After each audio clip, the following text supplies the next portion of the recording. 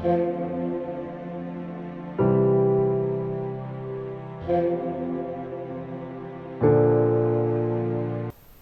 कलाम में से हमारे लिए आज की तिलावत हिस्कियाल नबी की किताब उसका 16 बाब 59वीं से 63वीं आयत तक।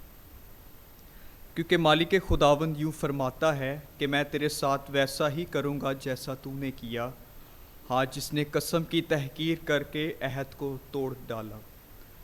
ताहम मैं अपने उस अहद को जो मैंने तेरे छुटपन के अयाम में तेरे साथ बांधा था याद करूँगा, और मैं तेरे साथ दायमी अहद कायम करूँगा।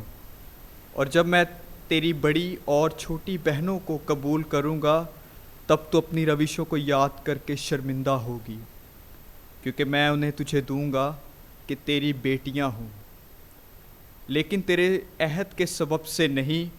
और मैं अपना अहद तेरे साथ कायम करूँगा, और तू जानेगी कि मैं ही खुदावंद हूँ, ताकि तू याद करे और शर्मिंदा हो, और अपनी खजालत के सबब से फिर कभी अपना मुंह ना खोले।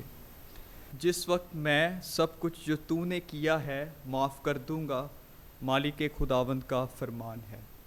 पाक कलाम के पढ़े और सुने जाने पर खुदा की बरकत हो, खुदा का शुक्र हो।